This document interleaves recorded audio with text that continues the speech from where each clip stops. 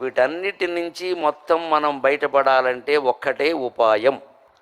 కొన్ని వ్యామోహాల జోలికి, వాంఛల జోలికి వెళ్లకుండా ఉండాలి, బలహీనతల జోలికి. ఈవేళ అక్రమ సంబంధాల కారణంగా, మద్యం కారణంగా, మత్తు పదార్థాల కారణంగా పెద్దవాళ్ళు కాదు పిల్లలు చెడిపోతున్నారు. మత్తు పదార్థాలు అయితే హై స్కూల్లోకి వచ్చేసాయి, కాలేజీ కాదు హై స్కూల్లోకి. నేను ఎక్కడైనా పొరుగుళ్ళు మాట్లాడడానికి పెడితే పాఠశాలల వాళ్ళు పిలిస్తే అక్కడ మత్తు పదార్థాల గురించి చెప్పండి, హై స్కూల్లో మత్తు పదార్థాలు మీకు తెలియదు సార్, ఇక్కడ రాజ్యం వెళ్తున్నాయని చెబుతున్నారు. ఏ రకంగా సమాజాన్ని మీరు కాపాడతారు? అందుకోసం గొప్ప ఉదాహరణ చెబుతున్నాడు భర్తృహరి. తెలియక నాశహేతువని తీవ్రతరానల కీలలందునన్ శలభము జొచ్చుగాక. తెలియక నాశహేతువని తీవ్రతరానల కీలలందునన్ శలభము చొచ్చుగాక. మతి చాలమి మీనము గాలపున్ గొసంగల పిశితంబు కాశపడుగాక.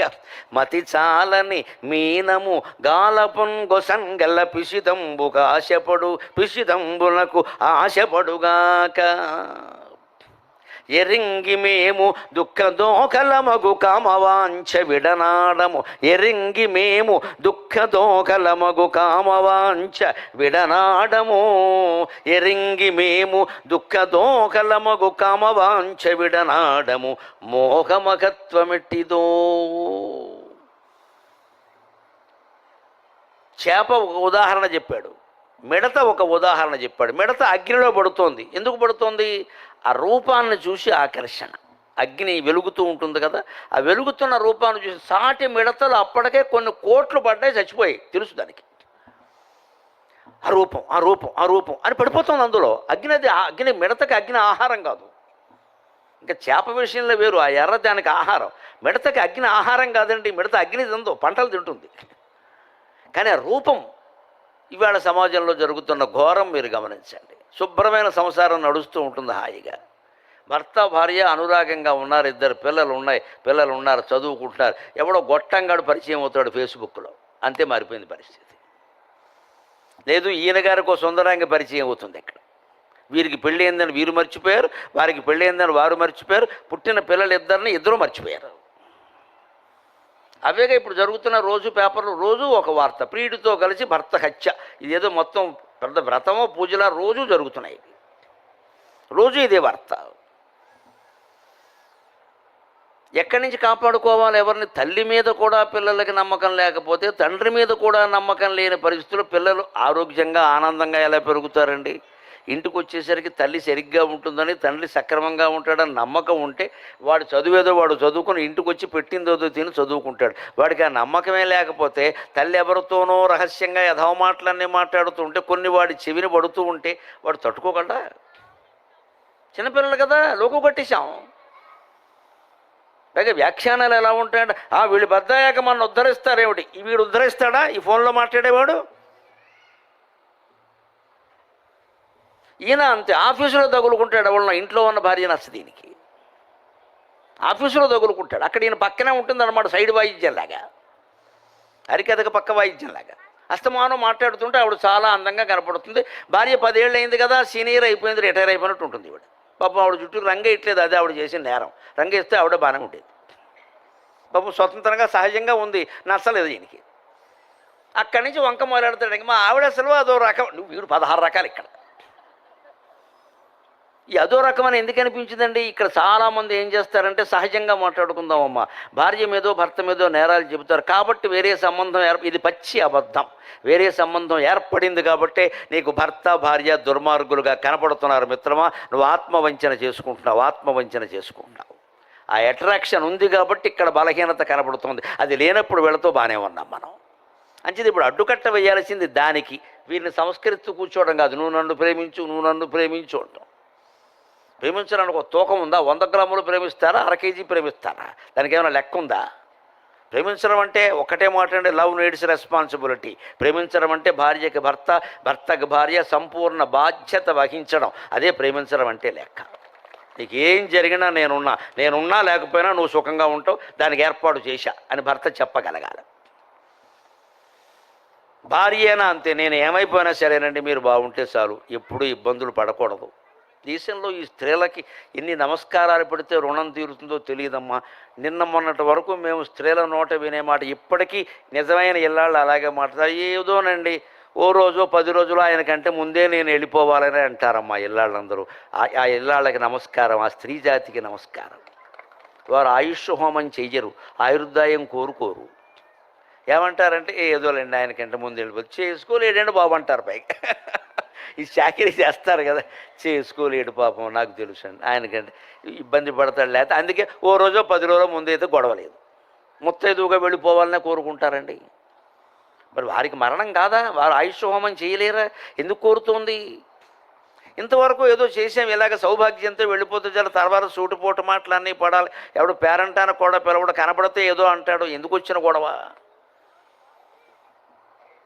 నిజమైనటువంటి భర్త భార్య క్షేమాన్ని కొడితే ఈ సమాజ అవమానాలు దృష్టిలో పెట్టుకుని ఆయన అంతే అనుకుంటాడు. కానీ వాడికి కష్టం ఎక్కువ. 70 ఏళ్ల వాడికి భార్య పోయిందంటే అంతకంటే శాపం ఇంకోట్లేదు. ఇక్కడ అయిపోయింది జీవితం. ఎక్కడ కాఫీ అడిగితే ఇచ్చేవాళ్ళు లేడు ఇంట్లో. ఆవిడైతే శుభ్రంగా ఆయన టీచర్ కాబట్టి గంటకోసారి పట్టుకొచ్చేస్తుంది, అడగకపోయినా సరే. మా ఆయనకి అలవాటు పిచ్చెక్కిపోతుంది లేకపోతే. చాలా నష్టం అండి అది. అటువంటిప్పుడు ఈ అనురాగమయమైన దాంపత్యాన్ని కాపాడుకోవాలంటే ఒకటే లెక్క. ఉన్నప్పుడు కనుక ఈ వ్యధవేషాలు వేయకుండా ఉంటే వృద్ధాప్యం వచ్చాక క్షమార్పణలు చెప్పుకోవాల్సిన పనేం లేదండి. అంచేది ఆయన ఏమంటున్నాడు అంటే, మిడత అగ్నిలో పడిందంటే వినాశహేతు అని తెలియదు దానికి, అదో పురుగు. నువ్వు మనిషివి కదా, తెలియక నాశకేతువని తీవ్రత రానలకీలందునన్ శలభము జొచ్చుగాక. ఒక మిడత అగ్నికీలల్లో పడింది అంటే దానికి అది మంట కాలిపోతుందని తెలియదయ్యా. ఒకవేళ మిగిలిన మిడతలు పడడం చూసినా దాని మైండ్ పనిచేయలేదు. నీకేమి, నీకు పనిచేస్తుంది కదా. అలాగే చేప, మీనము తమి చాలక మీనము మతి చాలక మీనము గాలపున్ కొసంగల పిసిదంబు కాసెపడుగాక.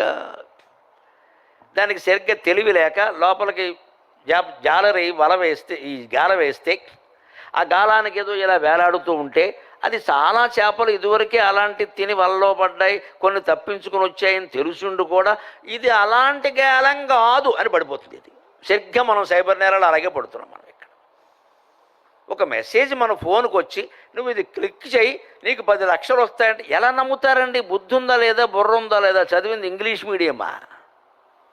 అందులో ఇవేం చెప్పలేదా ఎక్కడ? వాడు ఎందుకు ఇస్తాడండి మనకి 10 లక్షలు అసలు? పైగా ఇందులో వడ్డీ ఎక్కువ అనగానే పెట్టుబడి పెట్టేస్తాం. వడ్డీ ఎక్కువ ఉన్నవాడు ఏం చేస్తాడు? ముందు 4 నెలల పాటు వడ్డీ ఇచ్చేస్తాడు. ఎందుకు ఇస్తున్నాడు? నువ్వు పెట్టిన అసలే నీకు నెల నెల వడ్డీ కింద ఇస్తున్నాడు. అమ్మా నీ తెలివికి నమస్కారం. తర్వాత మొత్తం బోర్డు తిప్పేస్తాడు. నువ్వు ఎంత పెట్టావు? 10 లక్షలు పెట్టావు, నీకు వడ్డీ ఇస్తా అన్నాడు. 5% అన్నాడు. మనం ఏమనుకుంటాం, లోకంలో రూపాయి వడ్డీ కూడా రావట్లేదు, బ్యాంకులో ₹10 వడ్డీ, వీడు 5% ఇస్తానంటున్నాడు. అయ్యి బాబోయ్, నెలకి 50,000 వచ్చేస్తాయి, ఇంకేముంది, 60,000 వచ్చేస్తాయి. ఆయన ఇచ్చేసాం వాడికి. వాడు ఏం చేస్తాడు? ఈ 10 లక్షల్లో 5 లక్షలు అయిపోయే వరకు 10 నెలల పాటు 50,000 నీ ఇంటికి పట్టుకొచ్చి 2 తమలపాకులు కొసలు నీ వేపు పెట్టి ముచ్చిక వాడు వేపు పెట్టుకుని 2 అరటిపళ్ళు పెట్టి ఇస్తాడు. వాడు ఇంత నాటకం ఆడతాడు. అవసరమైతే పురోహితులు తీసుకొస్తాడు. మా ఇంటి ముత్తైదు వండి తాంబూలం అని. దానికి ఆయనకి ఎంత ప్రేమో, నిజంగా నాకు తమ్ముడు లేరు, నువ్వే తమ్ముడు అమ్మ. తర్వాత ఈ తమ్ముడే మొత్తం నాశనం చేస్తాడమ్మా. ఒక 5-6 నెలలు ఇవ్వగానే అప్పుడు వేరే కాగితాలు పట్టుకొస్తాడు. ఏమంటాడు?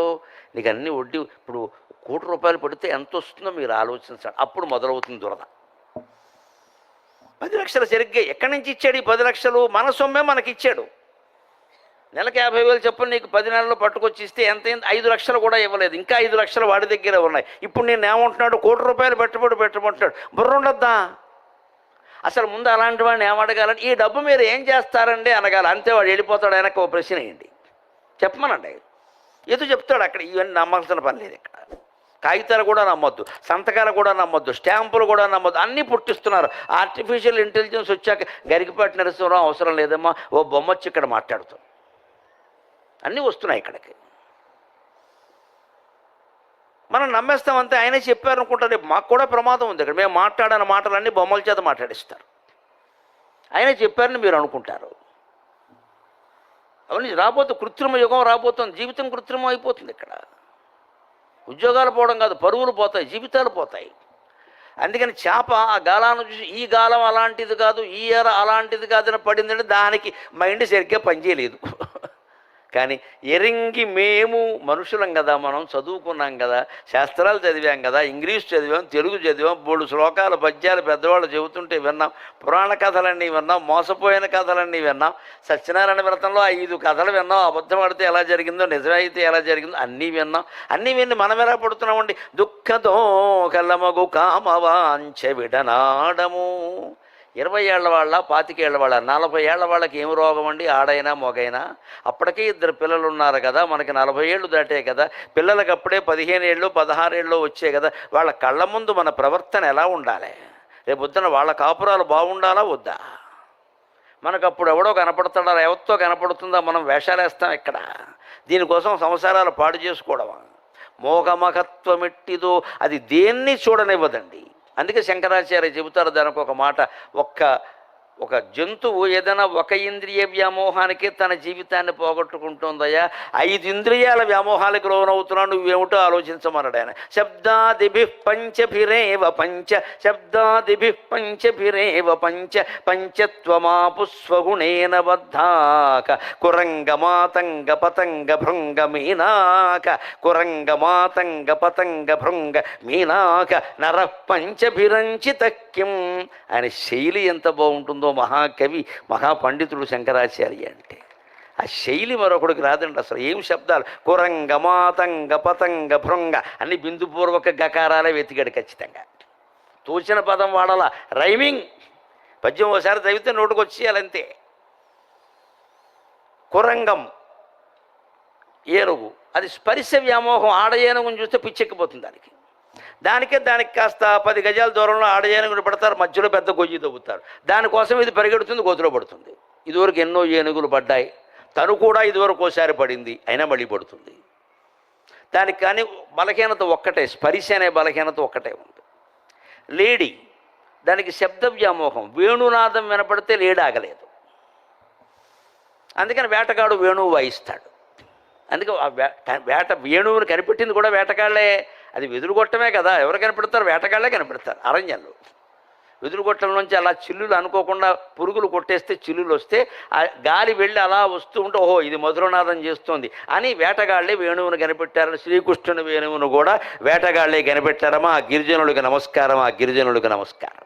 మొట్టమొదటి వేణువు కనిపెట్టింది గిరిజనుడే, పట్టణం వాడు కాదు, పండితుడు కాదు. ధ్వని ఎక్కడ వస్తుంది అక్కడ. ఆ వేణువు వాయిస్తే లేడికి ఇష్టం. వేటగాడు వాయిస్తూ ఉంటే ఎక్కడి నుంచో వస్తుందని వెళ్ళిపోతుంది. వాడు ఇది వింటూ ఉండగా ఇంకోటి చేత వేయించేస్తాడు దీన్ని. శబ్ద వ్యామోహం.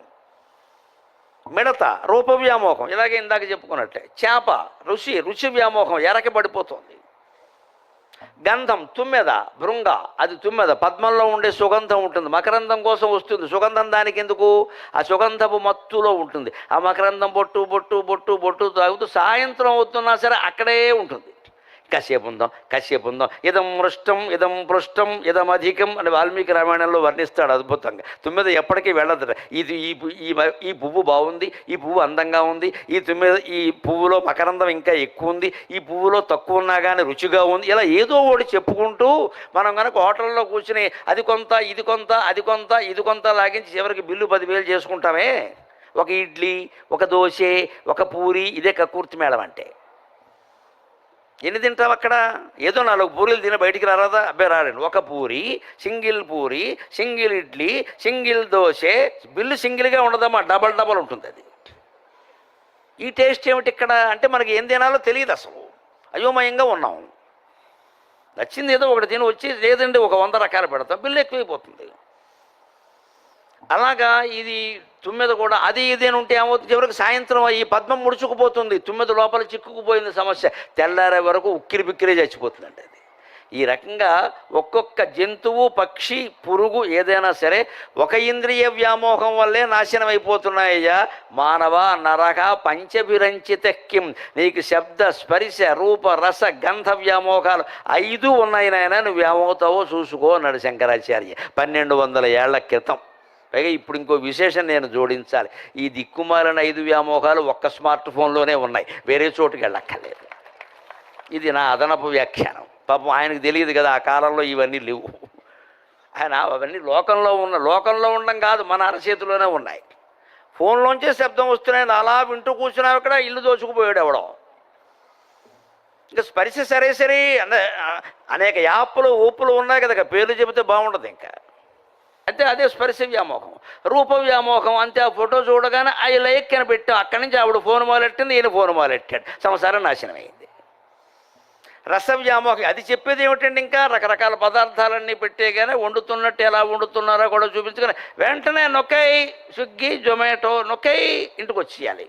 పైగా అది ఒక 1/2 కేజీ, అందులో 100 గ్రాములు కూడా తినం, పారేస్తాం. ఇదే రస వ్యామోహం. గంధం, పెర్ఫ్యూముల పేరు మీద, కాస్మెటిక్స్ పేరు మీద కొన్ని వేల కోట్ల వ్యాపారం జరుగుతుందండి. అయినా ఇదివరకు ఎలా ఉన్నారో ఇప్పుడు అలాగే ఉన్నారు. పుయ్యకుండా ఉంటే మంచిది. ఏమీ మొహంలో మార్పు లేదు. పైగా ఈ కెమికల్స్ వాడినటువంటి పెర్ఫ్యూమ్స్ వాడడం వల్ల క్యాన్సర్లు వస్తున్నాయమ్మా. సోదరీమణులుగా భావించి పడుతున్నాను, దయచేసి ఆలోచించండి. జుట్టుకు రంగేసామంటే క్యాన్సర్కి సిద్ధంగా ఉండాలి. కెమికల్స్ అవన్నీ కూడాను. వేయకపోతే ఏమైంది, ఉంటాం. ఆంటీ అంటారు, అన్నయ్య ఆంటీ అనలేదుగా, నేను ఆంటీ అన్నారు కానీ నష్టమేంటి? ఇప్పుడు కాదు, యంగ్ లుకింగ్ అంటే నీకేమన్నా మెచ్చి మేకతోలు కప్పారు ఎక్కడ? ఆ మాట ఊరికి రాలే. మెచ్చి మేకతోలు కప్పడం, మెచ్చాక శాలువా కప్పాలి. మేకతోలు కప్పితే ఎలాగా, మెచ్చుకునేవి కొన్ని అలాగే ఉంటాయి. అందుకే మెచ్చి మేకతోలు కప్పడం అంటారు. ఇంత మెచ్చుకున్నాక శాలువా కప్పాలి, పట్టుబట్ట కప్పాలి, కానీ మేకతోలు కప్పడం ఏంటండి? అంతే, ఒకడు అంతే చేస్తాడు, బాగా మెచ్చుకొని మేకతోలు కప్పుతాడు. అందుకని మెచ్చి మేకతోలు కప్పడం ఏమిటి వస్తుంది దానివల్ల? 5ంటికి వ్యామోహం. పై మన కర్మ ఈ 5 ఫోన్లోనే ఉన్నాయి, చాలా దగ్గరగా మన అరచేతిలో ఉన్నాయి. అరచేతిన వైకుంఠం కాదు, అరచేతిలో శ్మశానం. ఇది బయటపడితే ఆనందం అనేది ఫోన్లో ఉండదు, ఇతరుల్లో ఉండదు, పుస్తకాల్లో ఉండదు, పూర్తిగా ఆత్మలో ఉంటుందండి. దాన్నే ఇప్పుడు చెబుతున్నాడమ్మా. చివరి పద్యంగా దాన్ని చెప్పుకొని మనం సెలవు తీసుకుందాం. పనులు చేస్తున్నావు మానవ, బలిసదనము జొచ్చెదవు. ఆధునిక కాలంలో మనం చెయ్యని సాహసం లేదండి. సైన్స్ అండ్ టెక్నాలజీ బాగా వృద్ధి చెందిన కారణంగా ఇవాళ దొరకని సమాచారం లేదు. మీరు గూగుల్ సెర్చ్ చేస్తే, లేకపోతే వికీపీడియాలో గడితే అందరి గురించి అంత సమాచారం వచ్చేస్తుంది. పాతాళం నుంచి వాడే తెస్తాడు, ఆకాశం నుంచి వాడే తెస్తాడు. బలిసదనము జొచ్చితివి, దాన్ని 2000 ఏళ్ల క్రితం ఊహించి చెప్పాడు భర్తృహరి. ఏనుగు లక్ష్మణ కవి అనువాద పద్యం ఎంత అందంగా ఉందో చూడండి. బలిసదనము జొచ్చెదవు ప్రాకెదవ అభ్రపదమ్మునంటి, దిగ్వలయమునక్రమించెదవు వారక చిత్తమా చపలంబుచే. దిగ్వలయమునక్రమించెదవు వారక చిత్తమా చపలంబుచే. వారక చిత్తమా చాపలంబుచే, తలప ఒకప్పుడు మరచి తప్పియు లోనుగా నిల్చు బ్రహ్మమున్. తలప ఒకప్పుడు మరచి తప్పియు లోన వెలుంగు బ్రహ్మమున్. తలపవు తలచెదవేని పొందెదవు నాశ వివర్జిత నిత్య సౌఖ్యముల్. ఆత్మధ్యానాన్ని మించినటువంటి ఆనందం లేదు అన్నారు. ఇది ఉపనిషత్తులు చెప్పిన మాట. మనస్సుని పూర్తిగా రద్దు చేసుకుని ఆలోచనల్ని పట్టించుకోకుండా ఆపడం సాధ్యం కాదండి. ఆ పిచ్చి ప్రయత్నం చేయొద్దు. ఆలోచనలు మనం ఆపలేము, వస్తూనే ఉంటాయి. పట్టించుకోవద్దు. పట్టించుకోకుండా ఉంటే ఏమీ కాదు. అందుకని ఆలోచనలు పట్టించుకోకుండా ధ్యానం చేయడం ఎలాగంటే చెబుతున్నా. బలిసదనంబు జొచ్చెదవు, పాతాళం వరకు వెళ్ళిపోయావు కదయ్యా సైన్స్ అండ్ టెక్నాలజీ పేరు మీద. ఎక్కడెక్కడో అంటార్కిటికా ఖండంలో ఉండే విశేషాలన్నీ చెబుతున్నారు. ఇక్కడ అభ్రపదమ్మునంటే ఇప్పుడు ఇక ఎలాన్ మస్క్ గారు కొత్తగా ప్రకటించారు. ఏమిటో తెలుసా? అంగారక గ్రహంలో కాలనీ కడతాడు. ఎందుకు? రియల్ ఎస్టేట్ వ్యాపారానికి. ఇక్కడ సరిపోలేదు. అంగారక గ్రహంలో కాలనీ దేనికి? మన మనస్సు తిన్నగా లేదు ఇక్కడ. అదే చెబుతున్నాడు. పాతాళంలోకి వెళ్ళిపోయావు, ఆకాశానికి పాకేసావు, ఏమి సాధించావు ఇక్కడ? దిగ్వలయమును ఆక్రమించదవు, దిక్కులన్నీ ఆక్రమిస్తున్నావు. ఇదంతా మనస్సు చాపల్యం. ఎంతకీ మనిషికి సంతృప్తి ఉండదు. మన కుటుంబాల్లో మన పక్క వాళ్ళనే చూడండి. ఈ ముందు డబ్బు లేకపోతే లేదంటారు. డబ్బున్న వచ్చిన తర్వాత డబ్బు ఉంటే సరిపోయింది. 10 మందిలో పేరు ఉండాలి అంటే ఓ పదవి ఉండాలి, ఏదో ఎందుకు ఇది?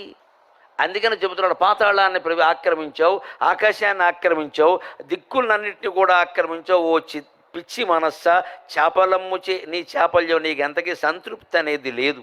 కాబట్టి తలప ఒకప్పుడు ఎప్పుడైనా పరమేశ్వరుని గురించి ధ్యానం చేసావా? నేనెవరని ఆలోచించావా? మరిచిపోయేనా ధ్యానం చేసావా? ఒక్కోసారి చూడండి, మనం బయటికి బయలుదేరి పెడుతున్నాం, ఏదన్నా ఒక వస్తువు మర్చిపోయాం, ఫోనే మర్చిపోయాం. ఎక్కడ మర్చిపోయాం? అదృష్టవశాత్తు పూజ గదిలో మర్చిపోయాం అనుకోండి, అక్కడికి వెడతాం కదా. వెళ్ళినప్పుడు ఫోన్ తీసుకుని పారిపోకూడదండి. భగవంతుడు ఫోన్ మర్చిపోవడం ద్వారా తనని మళ్ళీ దర్శించుకునే అవకాశం మనకి ఇచ్చాడు. ఆయన కృతజ్ఞతలు చెప్పుకోవాలి. పూజ గది అంటే అంత గొప్పది, అది బాత్రూమ్ కాదు, అది. ఫోన్ మర్చిపోయాం. ఫోన్ కంటే ముఖ్యం దేవుడమ్మా, దేవుడి కోసం మళ్ళీ వచ్చావు కదా, అందుకని మరిచిపోయి చేసినా మంచిదేనయ్యా. ఆ వస్తువు ఏదో అక్కడ మర్చిపోదాం. తప్పియు ఒక్కోసారి దారి తప్పి భగవద్ ధ్యానం చేస్తాం. అంటే మనస్సు బాగా లేదమ్మా, చచ్చిపోతున్నాం, కాసేపు ధ్యానం చేద్దాం, కాసేపు మంచి పుస్తకం చదువుకుందాం, కాసేపు విష్ణు సహస్రం పారాయణ చేద్దాం. అదేనా మంచిదేనండి. మనసు బాగా లేనప్పుడు పారాయణ చేయి, ఓ పావు గంట పడుతుంది. లలితా సహస్రం ఒక అరగంట పడుతుంది, కానీ కొంత కాలక్షేపం. అర్థం తెలియడం వేరే విషయం, తెలిస్తే మంచిది, కానీ తెలియకపోయినా చేస్తూ మనస్సులో కనుక ఆర్ద్రత ఉంటే అమ్మవారు కరుణిస్తుందండి. మన పండితులేమో అక్కర్లేదు, ఆవిడకి ఎవరైనా ఒకటే. నాకు ఈ అర్థాలు తెలియవమ్మా, నాకు ఎందుకు వచ్చింది, అది చదివితే ఏదో మంచి జరుగుతుందన్న విషయమే నాకు తెలియదు అన్నా చాలు, అమ్మవారికి పోన్లేవే అదే జాలే అంటుంది ఆవిడ. శంకరాచార్యులు లాంటి వారే చెప్పారు కదా, త్వదనుసరణం క్లేశకరణం. నీ గురించి ధ్యానము ఆహ్వానము నాకేం తెలియదమ్మా, కానీ ఒక్క విషయం మాత్రం తెలుసు, నిన్ను స్మరిస్తూ ఉంటే నా కష్టాలన్నీ పోతాయన్న విషయం తెలుసు, నాకు ఇంకేం అక్కర్లేదు అన్నారు ఆయన. పరం జానే మాతక త్వదనుసరణం క్లేశకరణం. ఒక్క విషయం తెలుసునమ్మా, దానివల్ల నేను ప్రశాంతంగా ఉన్నాను. ఈ మాట ఆయన కోసం చెప్పారా, మన గురించి చెప్పారు. నిన్ను అనుసరిస్తే ఏ కష్టాలు. అనుసరించడం అంటే దేవుడు బొమ్మ ముందు పెట్టి నడవమని మనం నడవదు కదా. నిరంతరం స్మరించడం. నమ శివాయ నమో నారాయణాయ శ్రీమాత్రే నమః. ఏదో ఒక నామం మనస్సులో స్మరిస్తే మనం భగవంతుడిని అనుసరించినట్టే లెక్క. అందుకని మరిచిపోయినా పర్వాలేదయ్యా, తప్పుదారిన వచ్చినా పర్వాలేదయ్యా, ఒక్కసారి తలుచుకో. ఎందుకలా ఊరికే ఈ కష్టాలు, ఈ బాధలు, ఈ సమస్యల గురించే మాట్లాడుకుంటా ఎంతసేపు. తలప ఒకప్పుడు మరచి తప్పియూ. ఒకవేళ అలా తలిచినా సరే, అలా తలుచుకున్నా సరే, తలచెదవేని పొందెదవు నాశ వివర్జిత నిత్య సౌఖ్యములు. ఒక్కసారి రాత్రి పడుకునే ముందేనా 5 నిమిషాలు నేను చెప్పిన మాట కోసం కేటాయించండి. ఇది మహానుభావులంతా చెప్పిన మాట. పడుకునే ముందు ఇంకేం చేస్తామండి, ఆ ఫోన్ కట్టేయాలి, అది దూరంగా పెట్టాలి. ఎలాగూ నిద్ర పట్టదు. ఎంత చిత్తశాంతి ఉన్నవాడికైనా పావు గంట లోపు ఎవరికి నిద్ర పట్టదు. అందులో 5 నిమిషాలు కేవలం వెళ్ళకేలా పడుకుని ఒక్కసారి గుండెల మీద చేతులు వేసుకుని లోపల నేనెవరు ఆ నేను ఎక్కడ స్ఫురిస్తోంది అక్కడే మనస్సును పెట్టండి, కళ్ళు తెరవకండి. ఇలా ప్రతిరోజు చేయండి. 6 నెలల్లోగా ఆత్మసాక్షాత్కారం అవుతుందో లేదో నేను చెప్పలేను, కానీ భూతప్రేత పిశాచాలు సహా, కష్టాలు సహా, పాపాలు సహా ఆత్మధ్యానం చేసేవాడు ఇంట్లో ప్రవేశించలేవమ్మా. యోగులు చెప్పినటువంటి మాట అది, యోగులు చెప్పిన మాట.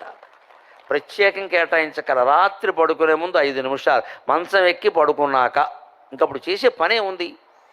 అప్పుడు కూడా ఏదో ఆలోచన, చర్చ, ఫోన్ పట్టుకోవడం, కాసేపు కెలికి పడుకోవడం, ఈ దరిద్రం అంతా కల్లోకి రావడం, అది అక్కడ పారేసి నేనెవరు అర్థమైనా మంచిదే, కాకపోయినా మంచిదే, ఆత్మ దొరికినా మంచిదే, దొరక్కపోయినా మంచిదే, అయోమయంగా ఉన్నా మంచిదే, కళ్ళు ముయ్యాలి, కళ్ళు తెరవద్దు, లోపలికే చూడాలి, బయటికి చూడొద్దు. అదే అభ్యాసం చెబుతున్నాడు ఇక్కడ. తలప ఒకప్పుడు మరచి తప్పియు లోన వెలుంగు బ్రహ్మమున్ నీలోనే నేను అని స్ఫురిస్తున్న దైవాన్ని గురించి నువ్వు ఎప్పుడూ ఆలోచించట్లేదయ్యా. తలచెదవేని పొందెదవు నాశ వివర్జిత నిత్య సౌఖ్యములు. నిజంగా అలా తలుచుకున్నట్లయితే నాశనం లేనటువంటిది, ఎక్కడా అడ్డు ఆపు లేని నిత్య సౌఖ్యం నీ సొంతం అవుతుందయ్యా. ఇన్ని వస్తువులు అవసరం లేదండి. ఆలోచించండి, మనిషి పడుకుంటే ఎన్ని అడుగులు? 6 అడుగులు. అంత మాత్రం ఎవడున్నాడో? నాకైతే 5 అడుగులు 2 అంగుళాలు చాలు. అంత పొడుగులేం కదా. పోనీ మహా ఉంటే 6 అడుగులు. అంత పొడుగు ఎవడు ఉంటాడండి? కృతయుగంలో 1,00,000 ఏళ్ళు ఆయుర్దాయంట. 32 అడుగులు పొడుకుంటాట ఆడాళ్ళు మగాళ్ళు కూడా. త్రేతాయుగంలో 25,000 ఏళ్ళు ఆయుర్దాయంట. 24 అడుగులు పడుకుంటారు ఒక్కొక్కళ్ళు, ఆడా మగ.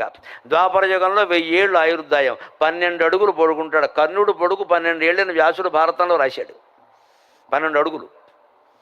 ద్రౌపది అంతే, భీముడు అంతే, వాళ్ళ సైజులే అంతా మనకు అందబావి. 1000 ఆయుర్దాయం ద్వాపర యుగంలో, 12 అడుగులు పొడుగుంటారు. మన దిక్కుమాలిన కలియుగంలో 100 ఏళ్ళే ఆయుర్దాయం, 6 అడుగులే ఉంటాడు. 6 అడుగులు ఉంటేనే చాలా పొడుగు కింద లెక్క.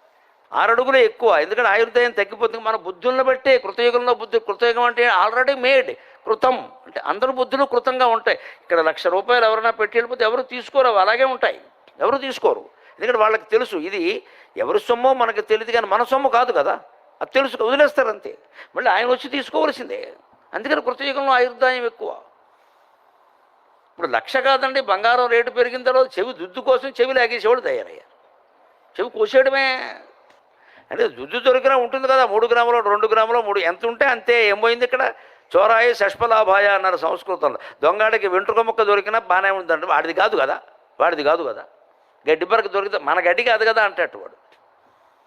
అటువంటి ప్రపంచంలో ఉన్నాం ఇవాళ. అందుకని ఈ యుగంలో ఇంతే. ఈ 100 ఏళ్ళు కూడా భారమై 60 ఏళ్ళు కాదమ్మా ఇవాళ. చాలా దుఃఖకరమైన వార్త. 40 ఏళ్ల లోపు వాళ్ళకి గుండెపోట్లు వస్తున్నాయి, క్యాన్సర్లు వస్తున్నాయి. ఎంత భయంకరమైన సమాజంలో ఉన్నాం మనం. దానికి అంతటికీ విరుగుడు భగవన్నామ స్మరణ.